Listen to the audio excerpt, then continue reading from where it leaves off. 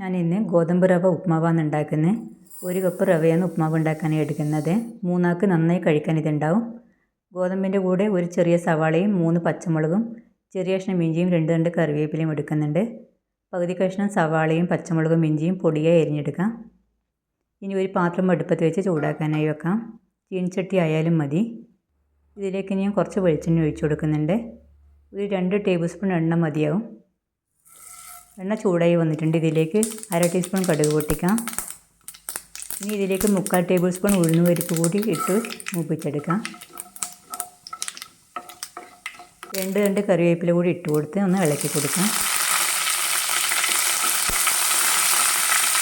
ഇതിലേക്ക് വേണമെങ്കിൽ 2 ഉണക്ക മുളക് കൂടി ഇട്ട് കൊടുക്കാം. ഞാനിതിലേക്ക് പൊട്ടിച്ചിട്ട് കൊടുക്കുന്നുണ്ട്.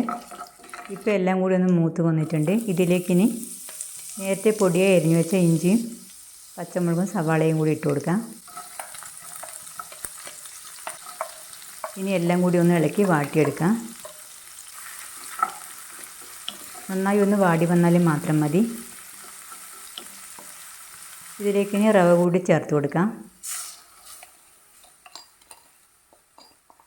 ഇനി റവ ഒന്ന് നന്നായി വറുത്തെടുക്കണം. ഇത് ഞാൻ കഴുകി ഊറ്റിയെടുത്ത റവയാണ്. ഇത് 3 മിനിറ്റോളം ഇത് വറുത്തെടുക്കുകയും ചെയ്തിട്ടുണ്ട്. പുതിയ ചെറിയ ഗോതമ്പ് റവയാണെങ്കിൽ കഴുകിയില്ലെങ്കിലും കുഴപ്പമൊന്നുമില്ല. ഇനി ഇതിപ്പോൾ ഒരു മണൽ പരുവാകുന്ന വരെ വറുത്തെടുക്കണം.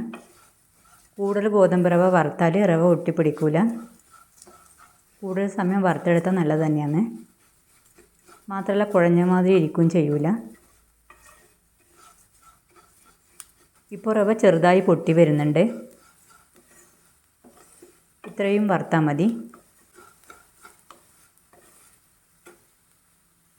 1 കപ്പ് റവയ്ക്ക് അതേ കപ്പളവിൽ 2.25 ഗ്ലാസ് വെള്ളം ഒഴിച്ചു കൊടുക്കുന്നുണ്ട്. ഞാൻ തിളച്ച വെള്ളമാണ് ഒഴിച്ചത്. നേരത്തെ അടുപ്പത്ത് തന്നെ വെള്ളം തിളക്കാൻ വെച്ചാൽ മതി.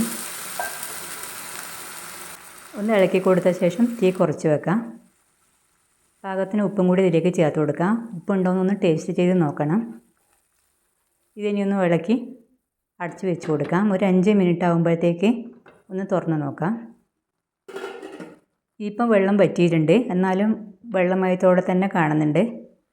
ഇനി വേണമെങ്കിൽ തേങ്ങ ചേർത്ത് കൊടുക്കാം. ഞാൻ ഒരു പിടി തേങ്ങ ചേർത്ത് കൊടുക്കുന്നുണ്ട്.